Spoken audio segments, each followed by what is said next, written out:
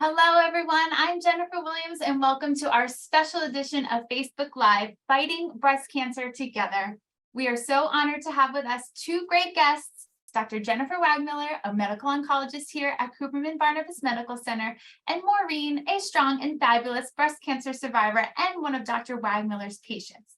So we are going to talk everything from diagnosis to treatments to the importance of annual checkups and mammograms. So we have a lot to get to. If you have a question, leave us a comment below, and please help me welcome Dr. Wagmiller, Maureen Carson. Thank you both so much for being here today. Happy to be here. And happy Breast Cancer Awareness Month. And I know that you're both busy, and we just appreciate you taking out this time to discuss this wonderful conversation we're going to have today. So thank you again. So I'm going to first start with a little order of business. We want you to make sure that you're getting your mammogram. So we're going to pop that link in our comments below. It's rwjbh.org/mammo. We want you to sign up, get your mammogram. Let's make a record here today, and let's see how many clicks we can get on that link and make those appointments. So let's just dive right in. Maureen, let's start at the beginning of your journey. How did you find out you had breast cancer? When I turned 40 years old, I got my first mammogram, and I was told I had dense breasts. And then at 41 and 42, I was told I had some calcium deposits. And by 43, they said that they were gathering together. So my OB preferred me to get a breast ultrasound. And then I had a biopsy, which showed that I did have breast cancer. I was referred to the wonderful Dr. Alyssa Santoro, who ordered a PET scan for me, which showed that the breast cancer had spread to my liver. I was then referred to the amazing Dr. Jennifer Wagmiller and started chemo and treatment, and here I am 11 years later, thank God. Yes, absolutely. And so right from the start, you said you had that metastatic breast cancer diagnosis. Dr. Wagmiller, tell us a little bit about metastatic breast cancer. What does it mean? And then how does your team come together to provide care? So metastatic breast cancer is when breast cancer has left the breast and the regional or adjacent lymph nodes, that's mostly under our arms, a little bit in other areas as well, and traveled to other parts of the body, been grown to the point that it becomes a tumor. So it can show up in another organ like our lungs or our liver. This is not a typical diagnosis where people have access to healthcare, because we have screening with mammograms, which usually detects breast cancer at an earlier stage. However, we know that even in perfectly screened populations, women who are highly conscientious, excellent doctors, excellent mammographers, there can be breast cancers that show up having left the breast and show up already as a tumor in another part of the body, which is stage 4 or metastatic breast cancer. And how did your team come together to provide care for Maureen? Take us through that process. Definitely. So right from the beginning, it was a very multidisciplinary team, and Maureen was the star, but definitely we needed all the different players. We needed to get a diagnosis. We needed a team ready to get Maureen ready to start her proper treatment. We have, thankfully, a big support service with social workers, holistic nurse, everybody here at the Cancer Center to get her started. And once we had looked at all of the ways that we could approach the treatment, we decided on what is now a standard excellent treatment for women with metastatic breast cancer. The type that Maureen has, we thankfully see excellent responses, and we did see that with Maureen. So we were able to do treatment for a time with a standard type of chemotherapy, which everybody's familiar with, but then also targeted therapies, which were able to make that chemotherapy work even better, and then were a good maintenance for Maureen for some time. Blast that cancer away. Get it out of there. And it worked. And you're here is what's most important. And how important for women out there to get annual checkups, self-checks, mammograms? So it's still very important, and we recommend it routinely for women as part of their well care. If you're hearing murmurs on the news or in the newspaper about controversies about getting screening and controversies about breast awareness, go to your doctor or your gynecologist and find out what applies to you, because the majority of that information is really on the periphery of what's most important. Most women need to be checked once they're 40 years old, definitely once they're 50 years old, on an annual basis by a trained practitioner who can examine their breasts and go for screening mammograms. Sometimes if we see that women have dense breast tissue, which is a normal thing, I have dense breast tissue, lots of patients have dense breast tissue, it just needs to be examined with an additional test, not just a mammogram. It needs also an ultrasound to look. So when you're going for your annual test, talk to your doctor if you need that test. It's nothing to be scared of. It's just an additional part of screening for healthy women. And that's important, you know, always check with your doctors, get the right information out there. Maureen, when you were diagnosed, you know, where were you? What was your initial reaction? Well, when I first found out that I had breast cancer, I was actually on vacation. I was on the beach in Cape Cod with my husband and my 3 children and my best friend. And when I came home, we did further testing. And then when Dr. Wagmiller told me that it was metastatic, I was in her office, and you know how small her office is, but she welcomed everything that I needed to hear this news. And I had my mother, my sisters, my cousin, my amazing husband, they were all there with me. And she was very honest, direct. She didn't pretend that this was going to be an easy road ahead, but she gave me the facts, and she said, I think that you're going to respond well to the treatment, and there is a lot of treatment options out there. And she was absolutely right. And Dr. Wagmiller, take us from your perspective on that journey. I know you've mentioned to me that Maureen was a candidate for research, and kind of what is all of that process, and how does all of that fit into her treatment? Yes, so thank goodness the treatments that we have available under standard of care have helped Maureen enormously. However, cancer treatments over time tend to stop working as well as we need them to. It's very similar to how an antibiotic given over and over again for strep throat may work at the beginning, but ultimately the infection can become resistant. So it's a very similar phenomenon. Thankfully, we've had, again, an excellent multidisciplinary team available to help us to make some decisions. And for Maureen, as we do for every patient, we think of sometimes, are we supposed to stay straight to the middle of the path? Are we sometimes supposed to, for the best for the patient, be extra aggressive, do things that we wouldn't typically do? And sometimes should we pull back and watch something that maybe the standard of care or just following the center line would tell us, oh, no, hurry up and treat. So we've had to play both of those in a good way for Maureen. But you mentioned the clinical trial, it was very important. So Maureen very bravely and with a lot of extra rigmarole for her has been helping us with a research project she's participated in, and we've all been very pleased with how she's doing. And it's because of patients like Maureen, we know now so much about how to treat many types of breast cancer, in particular HER2 positive breast cancer. We've participated in many trials looking at treatments that improve upon the standard of care for HER2 positive breast cancer. Maureen is contributing to that every day. So we're really excited and grateful. Thank you, Maureen. Oh, thank you. Thank you. I feel fortunate to be able to participate in it, to be at a hospital with a doctor who gets me on the cutting edge of everything.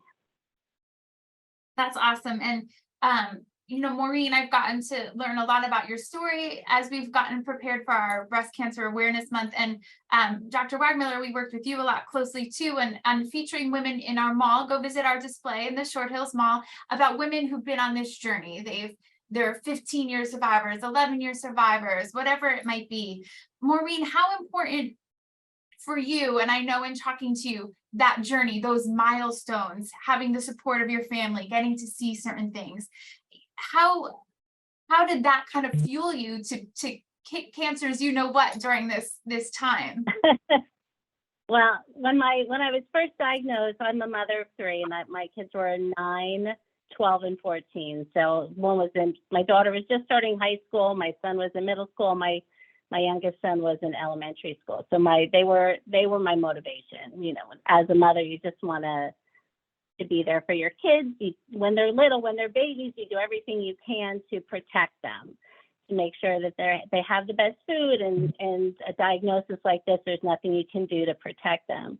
And so I wanted to just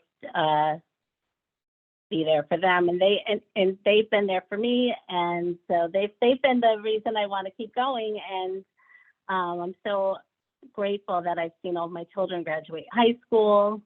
2 have graduated college. My daughter was, like I said, starting high school, and now she's a nurse because she saw how amazing all of the nurses are. Shout out to the Cancer Center nurses. I love you guys.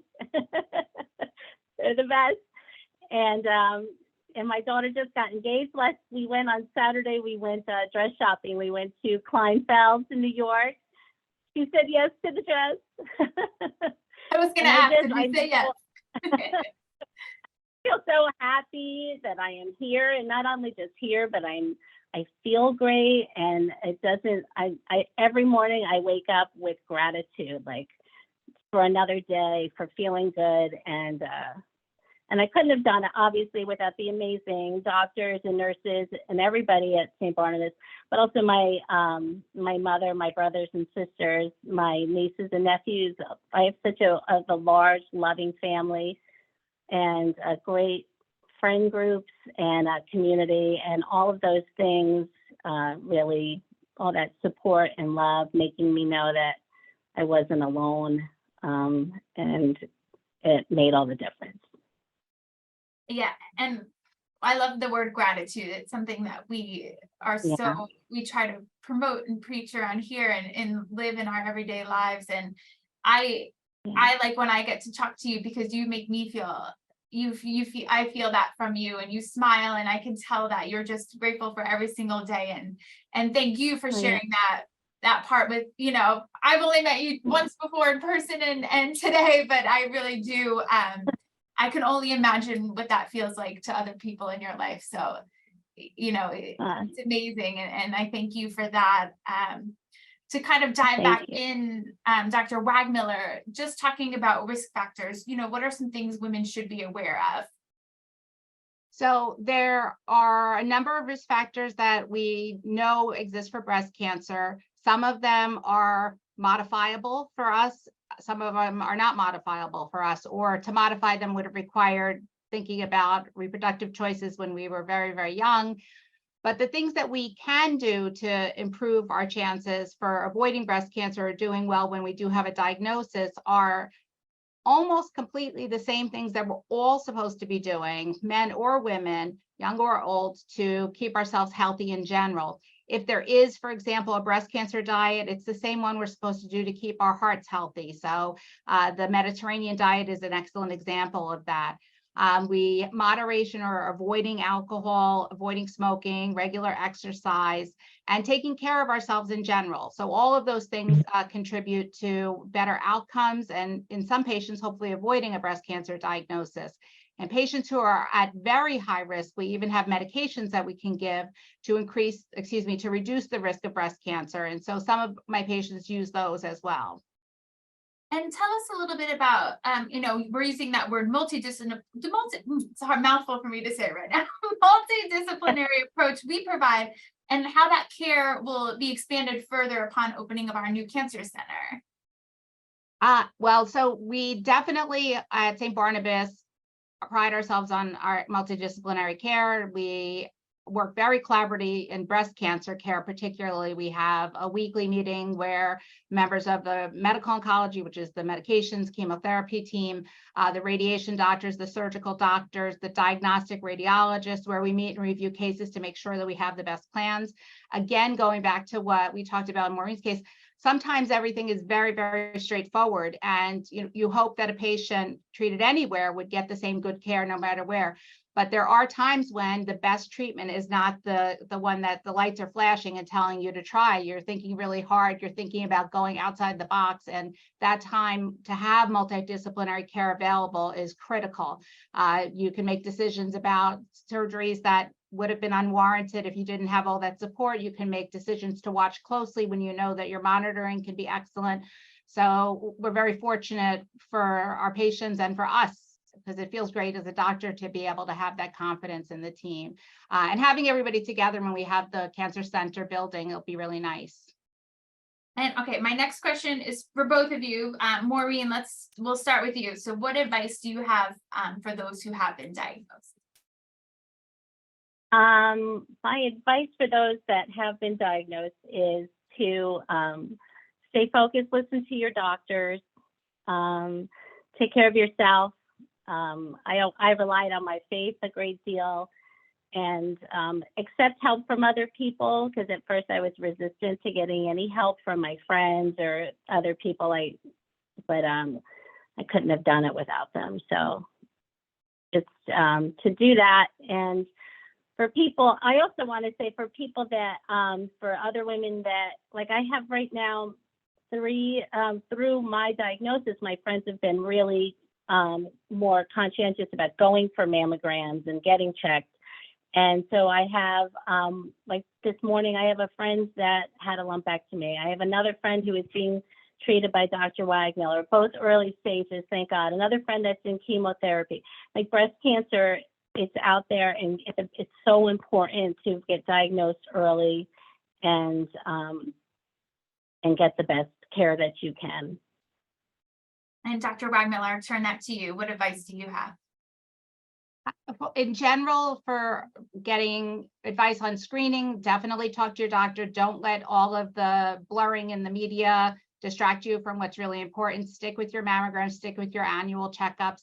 If it's found that you do have breast cancer, definitely talk to your doctor about what is realistic, what your options are, what the expectations are, because in very, very few cases, even if we have a cancer that seems to have been a little bit more advanced or trickier to treat, we have more and more treatment options, and we should be hopeful that for most patients with breast cancer, we can keep their breast cancer under control for a very long time, if not cure the patient. We're here to fight with you. We got you. Yes, We got you. And Maureen, just to close out with you, is there anything you'd like to share with Dr. Wagmiller and the team here at Cooperman Barnabas? Well, you were talking before about the multidiscipline team, and that really does make a difference. And Dr. Wagmiller always has included me like in the discussion and what she was thinking, and she never says this is what you're going to. She talks about it, and if she doesn't know, she says, I don't know, I'm looking into it, I'm talking to. So she's very thorough and always makes me part of the discussion, which is really empowering, even though she's a lot smarter than me. I just like to know what's happening, But I'm very grateful for that. And then the new cancer center that's coming, I mean, I really think I have been treated by almost every department in the hospital. It'll be really nice to have all my doctors and all my favorite people all in one building. So I'm really looking forward to that, and the way that the St. Barnabas has you have your own chemo rooms. They always let me bring like a bunch of people with me pre-COVID, and that's really, supporting whatever I needed to get through the treatment. And I felt like they were all with me, and when something good happened, the nurses would come in. They know my family, they know my friends, and they treat me as a person, and that's made such a difference. And I'm so grateful. I just cried now, but it's good as at the end. You did it. You made it to the end. I made it.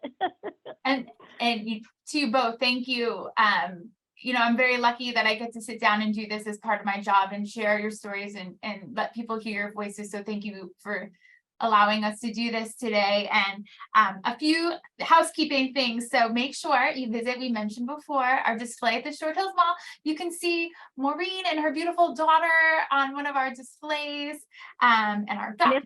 I'll give you